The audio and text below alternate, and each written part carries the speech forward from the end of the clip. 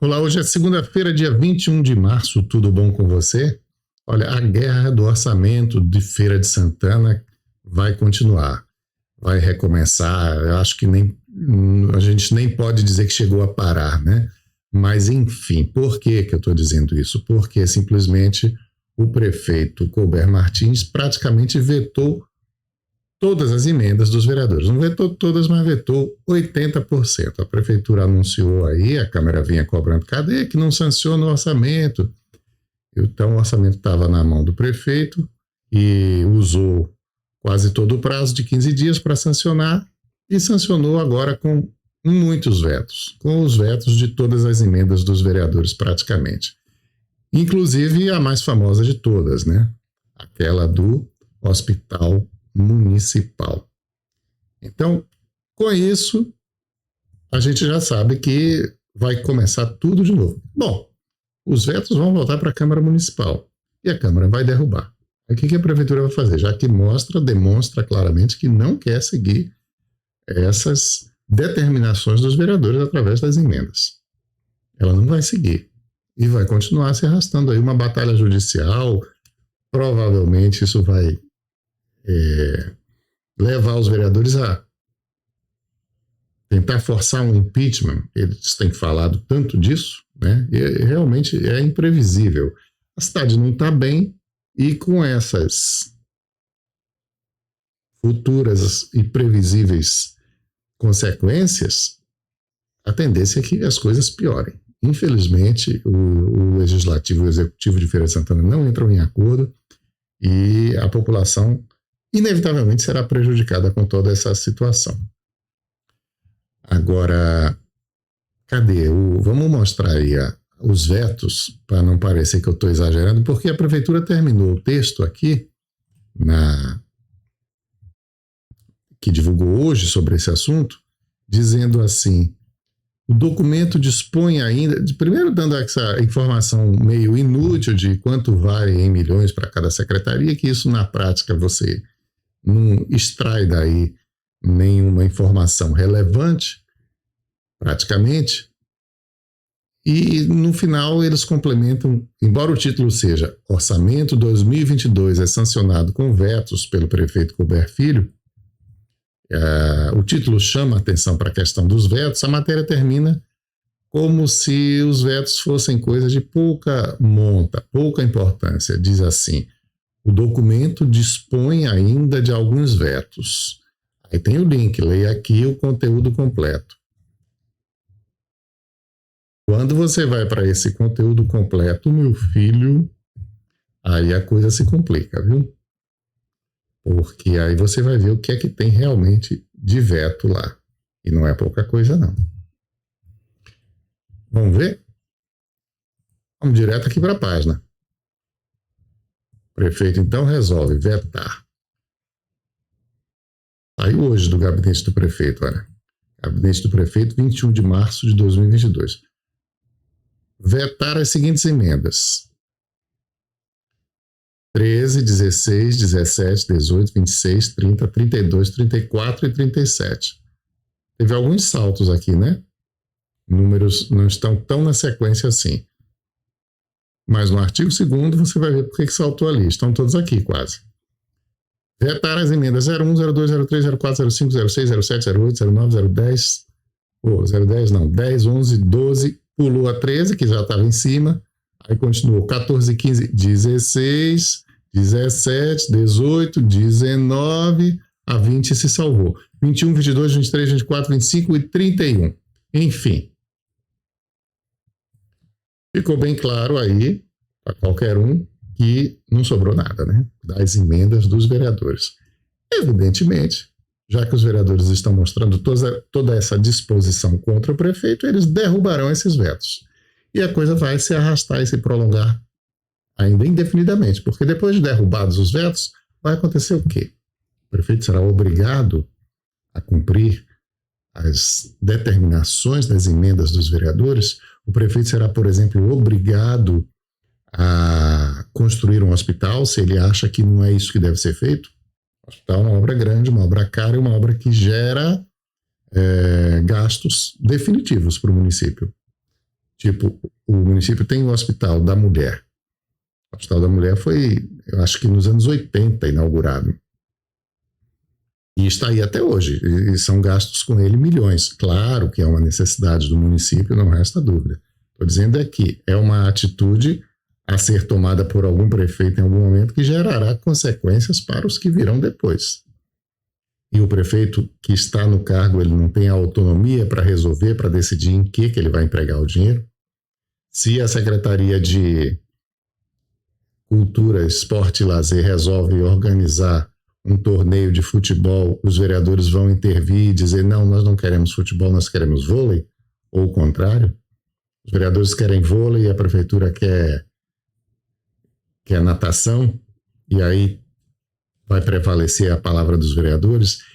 É uma situação, é óbvio que os vereadores têm poder de fiscalizar, têm poder de cobrar o município, têm poder de exigir uma série de coisas do executivo. Porém, qual é esse limite? Não estou aqui querendo dizer que os vereadores estão errados, não. Estou querendo dizer que será que é governável um município se os vereadores passam a tomar as decisões que caberiam ao executivo? Mas isso também só é uma questão hoje porque nunca aconteceu coisa semelhante. Os vereadores sempre se portaram como cordeirinhos diante do executivo. Como eles aí nessa gestão atual não se entendem, não sei qual foi exatamente o ponto, embora alguns já tenham falado e se queixado claramente, abertamente, de questão de cargos que não receberam, que receberam só a promessa e não o cumprimento da promessa, mas o certo é que os vereadores, a Câmara não obedece ao prefeito Colbert, ele está longe de ter maioria dos votos lá e parece que não faz questão de ter. Esse impasse eu realmente não consigo imaginar uma solução para ele, a não ser que ocorra um impeachment do prefeito. Eu creio que não é do interesse do prefeito deixar a situação se degenerar até esse ponto, né?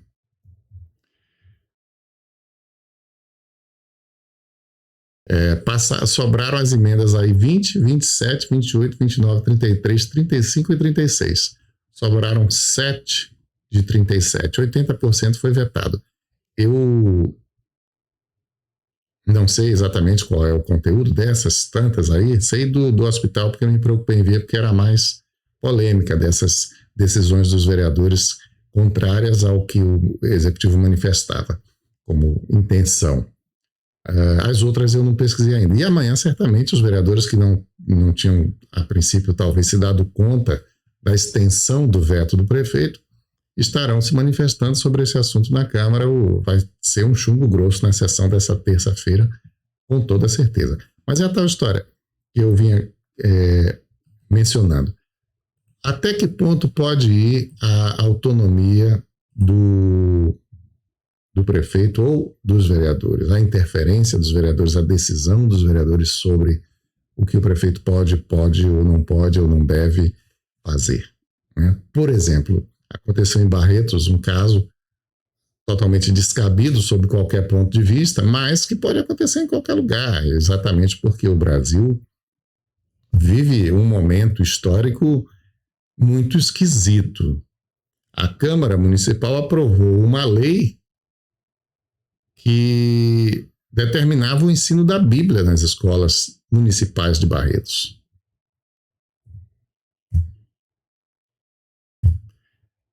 Lembrei até do meu livro Segredos do Planalto, porque justamente em um determinado momento o governo, nesse caso federal, decide que deve-se estudar a Bíblia nas escolas e que isso passa a ser uma matéria. Mas veja, isso é completamente descabido, inconcebível, inaceitável naquilo que a gente entende que é uma evolução da humanidade de estabelecer que o Estado é laico. Isso não significa, como alguns querem até interpretar, que religião não presta, que a religião tem que ser banida. Não é nada disso.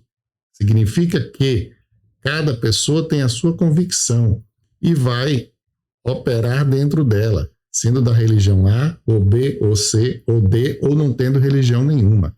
Portanto, o Estado não pode assumir a condição de determinar que um segmento religioso específico é oficial, tipo, ensinar a Bíblia nas escolas, estaria aí privilegiando um dos segmentos. E os outros que não comungam da mesma fé? E os outros que não querem receber orientação religiosa, a não ser em casa, se for o caso?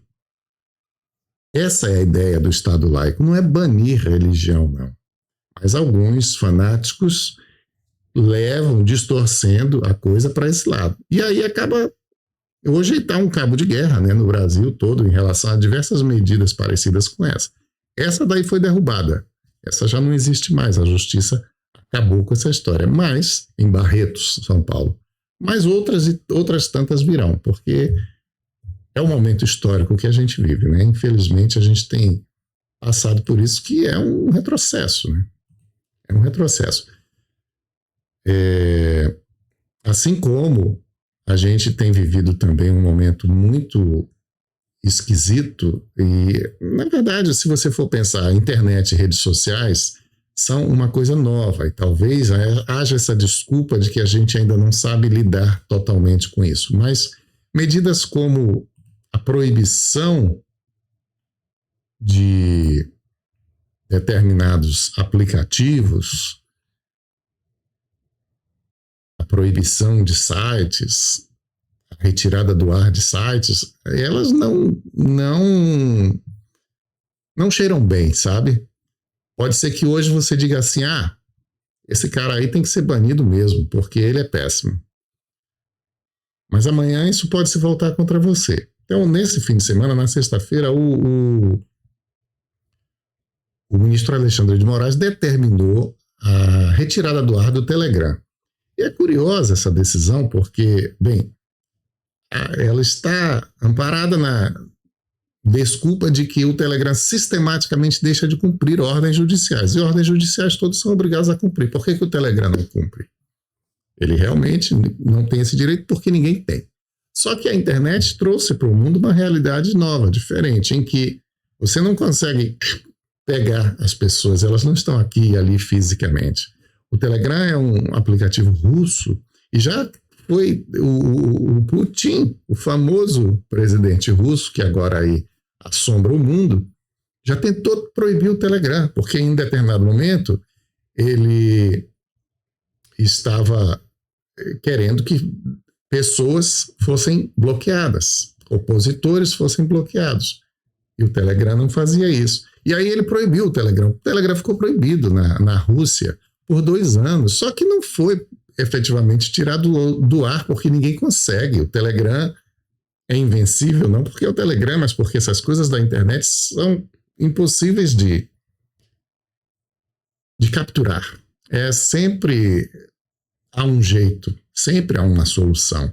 O Telegram, criminosos usam o Telegram, não há dúvida.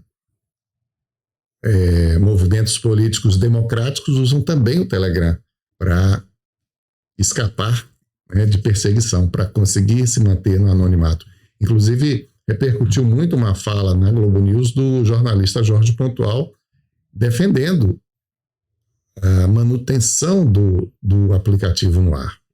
Eu vivo num país livre, onde há plena liberdade de informação e a Constituição proíbe que medidas como essa sejam tomadas. Até o presidente Trump tentou bloquear o TikTok, teve que desistir, porque pela Constituição americana, uma autoridade não pode decidir o que é verdade, o que é mentira, o que é fake news, o que não é.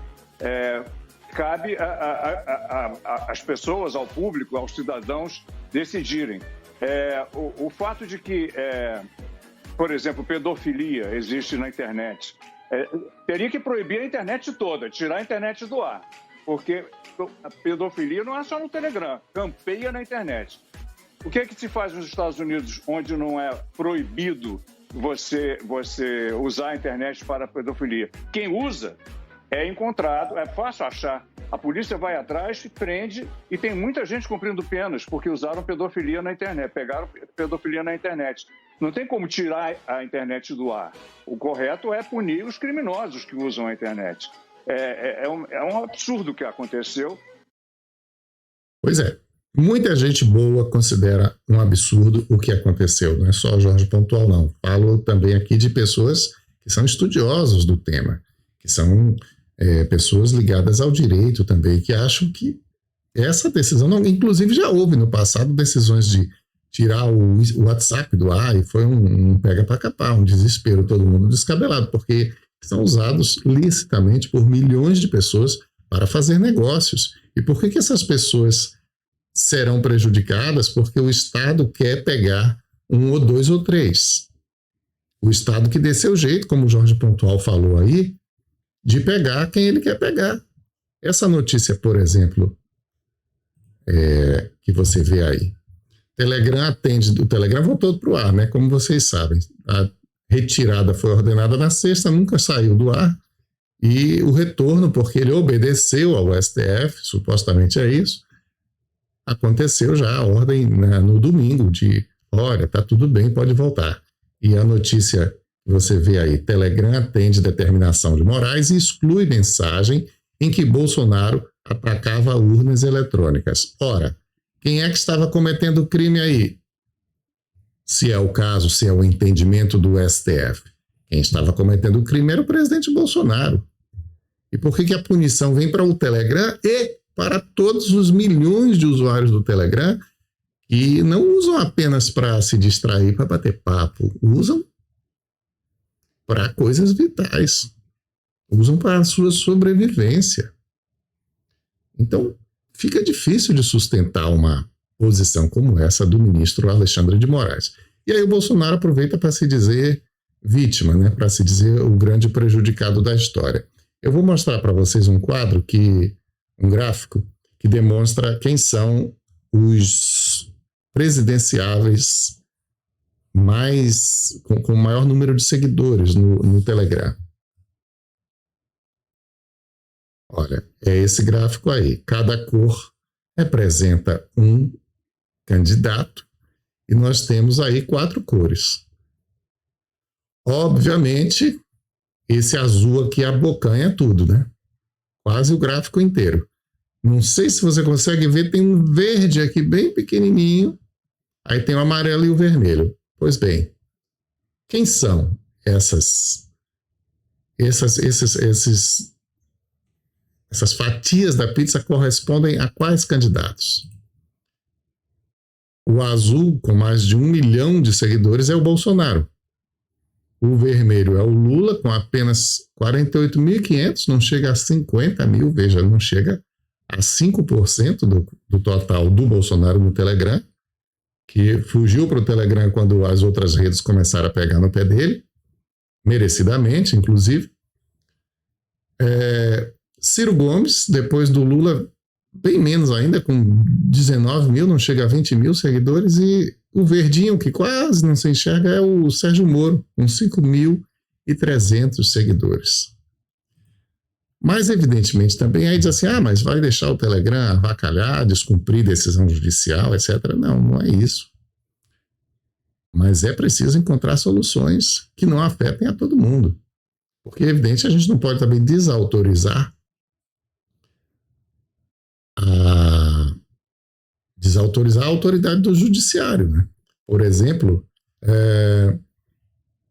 isso ocorreu lá em Minas Gerais e está acontecendo, tem sido recorrente, já que os militares de todas as espécies ganham, até militares e paramilitares, ganham poder no Brasil, né? Hoje de manhã, Minas Gerais foi refém, de certa forma, Belo Horizonte, algumas pessoas, pelo menos, que precisavam passar um dos principais pontos da cidade, ou até sair dela via aeroporto, do movimento ilegal que desobedece a ordens judiciais dos policiais mineiros. Está completamente interditada nos dois sentidos pelos manifestantes, agentes das forças de segurança pública que protestam aqui na cidade administrativa desde as 9 horas da manhã. As pistas também de saída da cidade administrativa que dão acesso à MG10 estão interditadas neste momento. Os manifestantes colocaram barricadas ali, como vocês estão vendo aí nas imagens, aqui nessa pista no sentido Confins, eles jogaram mato, galhos e estão interditando completamente essa faixa, no sentido aeroporto internacional. Mais abaixo também, eles estão usando outros objetos para fechar a pista no sentido Estação Vilarinho Cristiano Machado. Pois é, então você vê aí essa situação, mas assim como o Telegram, falávamos do Telegram, essa situação terrível da PM, os PMs fazendo esses movimentos que são ilegais, PMs não podem fazer greve. Ah, mas por que? Ora, por quê? Porque eles têm armas, eles têm o poder de polícia. Se eles param, a sociedade fica desassistida, desamparada. Por outro lado, se eles têm esse poder de ter a arma na mão, eles podem chantagear, fazer de refém toda a sociedade. Então, cada um recebe o limite dentro daquilo que o conjunto da sociedade entende que é necessário fazer. Há um consenso mundial de que não pode haver o direito de greve para quem é portador da arma, que é o responsável pela segurança do Estado, que é o monopolista da violência, né? Isso é muito importante. O Estado, ele tem o monopólio da violência. Ele pode chegar ali e dispersar uma manifestação utilizando armas, utilizando bombas de gás. Isso não estará necessariamente errado. Deve ser feito com cuidado, deve ser feito com técnica, etc., mas ele tem esse direito de fazer. Outro grupo nenhum poderia fazer isso. Então o Estado tem o monopólio da violência. Como é que esses agentes que têm o monopólio da violência vão praticar atitudes, vão ter o direito de greve e vão ter o direito de submeter a sociedade, submeter os demais à sua vontade. O movimento lá salarial deles pode ser justo o quanto for. Eles têm que encontrar meios outros para exercer esse direito, esse desejo de ter melhorias salariais. Outra coisa que é primordial é disciplina no meio militar. Se o sujeito não tem disciplina, e se ele não obedece nem à justiça, que tinha dito não pode fechar a rua, não pode fazer manifestação, ele já está totalmente desencaminhado, né? Então é inadmissível uma coisa dessa. Agora, voltando àquela questão da censura ao Telegram,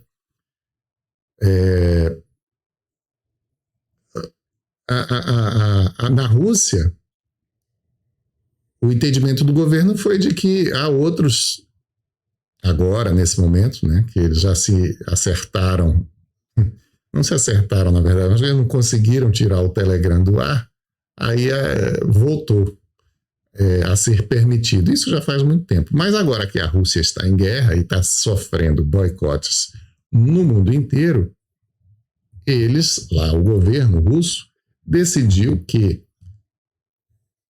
outras redes sociais que não são o Telegram são terroristas, extremistas, inimigos.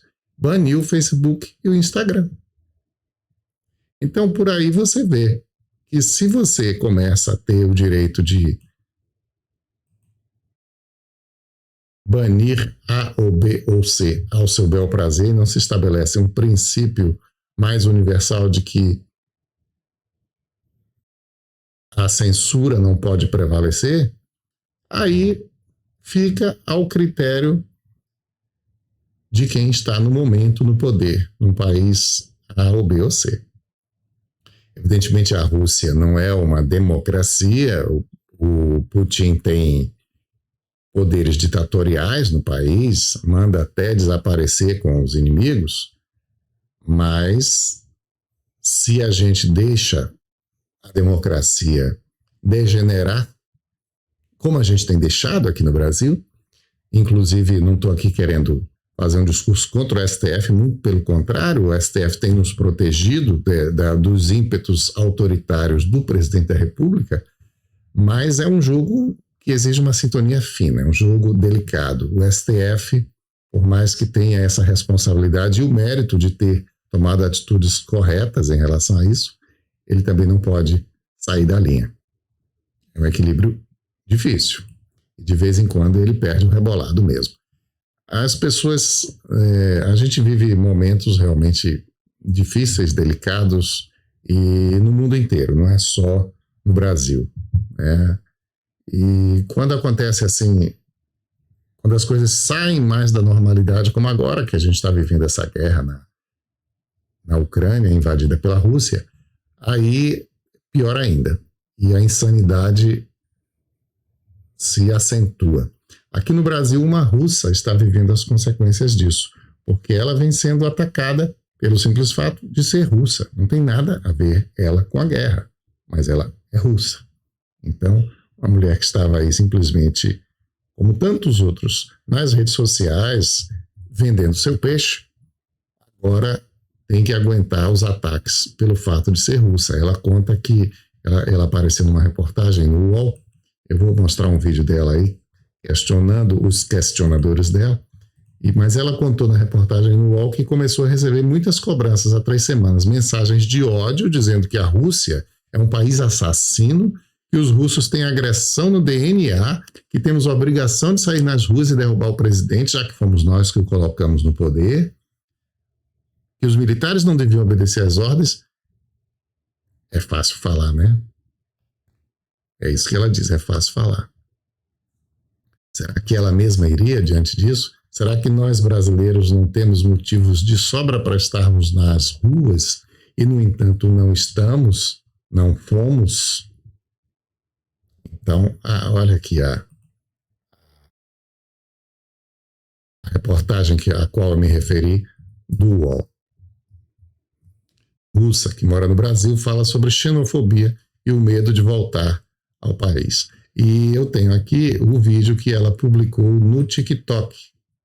Eu vou mostrar para vocês, questionando essa cobrança que vem recebendo. Fico muito impressionada com a quantidade de pessoas fortes e corajosas, entre as aspas, na internet. Todos os russos têm que ir para os protestos, todos os russos têm que sair para a rua para tirar esse cara do poder. Os russos vão e estão sendo presos. Então as pessoas ficam com medo, porque sabem o que exatamente vai acontecer se eles saírem para o protesto. Não importa, os russos são responsáveis por tudo que está acontecendo, então devem fazer isso, e os militares também devem parar de obedecer esse cara, colocar as armas e não fazer o que ele está mandando. Você sabe o que vai acontecer com o militar se ele desobedecer? No mínimo ele vai ser preso, no máximo ele vai ter outras consequências que a gente não sabe mensurar. E aí, você, no conforto da sua casa, no seu sofá, com cervejinha na mão, você mesmo, falando todas essas coisas na internet, conseguiria fazer isso? Conseguiria ir protestar sabendo que você vai colocado para prisão? Conseguiria não obedecer sendo militar do seu país? Pois é, a gente sabe que não, né? A gente sabe que não. Na prática, o que não falta na internet é fanfarrão. É um monte de gente fanfarrão. Essa história do anonimato, a pessoa se sente protegida. É terrível. Porque aí fica agressiva, né? É uma agressividade gratuita, é um negócio insuportável, mas que virou uma realidade dos nossos dias. O grande problema dessa história é que a gente não sabe quando o agressivo está só fingindo agressividade, está só, enfim, ele não vai fazer nada, mas só que chega um monte de ameaça, você fica, uai. E se esse cara, de fato, me agredir na rua, que eu não sei de onde está vindo essa ameaça, se alguém vem e me ataca? E outros incentivam ataques, né? Eles não dizem, eu vou te dar um tiro, mas eles incentivam que outros façam.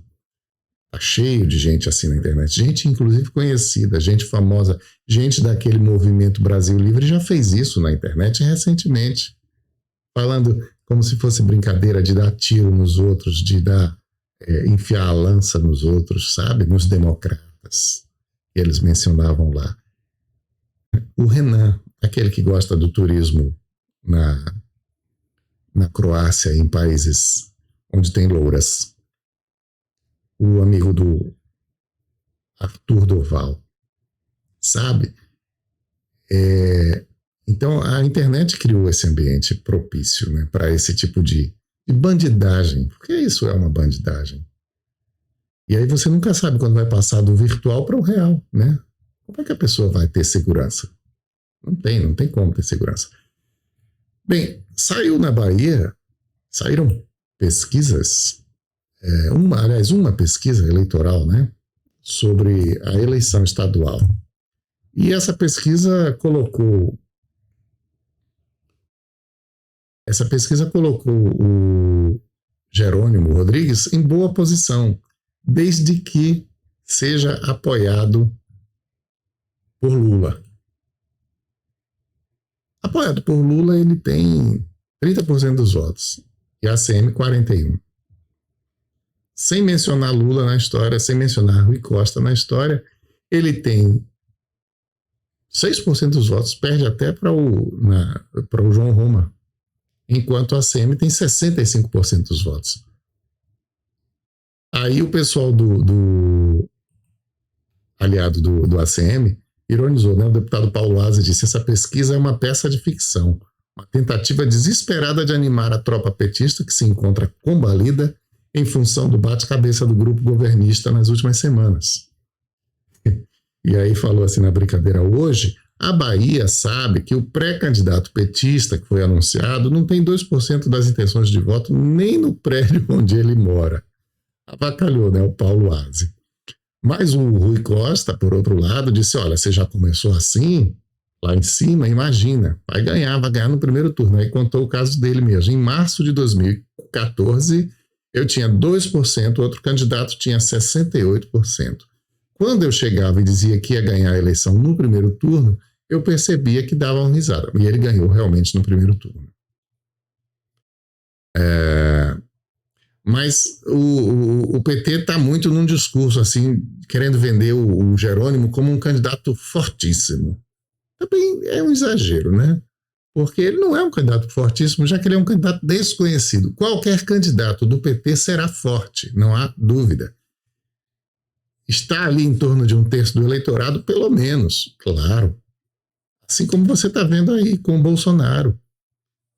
Teve um aumento de baixa, agora ele se recupera nas pesquisas, mas ali gira próximo de 1/3 do eleitorado fechado com ele. Por isso não consegue aparecer um terceiro candidato significativo, que pareça ter chance de ganhar. Até esse momento, não, mas a gente ainda está longe da campanha efetivamente começar, né, e as pessoas começarem a fazer suas definições. Mas como o Lula tem 40 e ele divide entre 20 e 30, sobra pouco para os outros, ainda tem os indecisos. Então, não dá para... Ninguém consegue se projetar até aqui. Mas também o PT querer vender o Jerônimo Rodrigues como um nome fortíssimo, ele será um candidato forte na eleição, não precisa se desesperar. Mas ele agora não é... Eu não sei como esses institutos de pesquisa fazem essa pesquisa. Tem aqui esses caras, você vota? Jerônimo, ACM e João Roma. Eu voto ACM. E se a ACM tiver o apoio de Ciro Gomes e Jerônimo tiver o apoio de Lula e João Roma tiver o apoio de Bolsonaro? Aí eu voto no Jerônimo, esse Jerônimo aí, que eu não sei nem quem é. Se você tirar Jerônimo e botar candidato do PT, faz o mesmo efeito, talvez até tenha mais, sabe? Então, tem certas pesquisas que realmente o pessoal ficou nessa de descredibilizar a pesquisa, né? Inclusive foi feita pelo Instituto Opinus para a Salvador FM. É curioso porque primeiro, pesquisas têm sistematicamente cometido erros graves na Bahia. Eu acho que as pesquisas são um excelente instrumento para a gente conhecer a realidade eleitoral. Mas elas têm cometido historicamente erros grosseiros na Bahia. E segundo, que é interessante, é o seguinte: toda eleição aparece Instituto Novo, sabe? Não se consolida.